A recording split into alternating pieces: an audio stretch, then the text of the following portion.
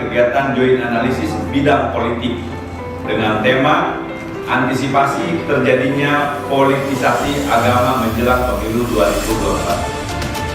Adapun alasan pengangkatan tema ini dikarenakan konsentrasi politik menjelang pemilu legislatif dan presiden tahun 2024, animo serta kemeriahan sudah mulai terasa sejak saat ini.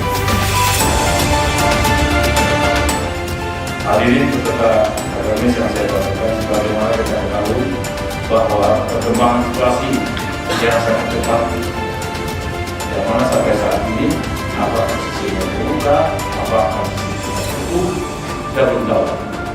Kita siap melaksanakan.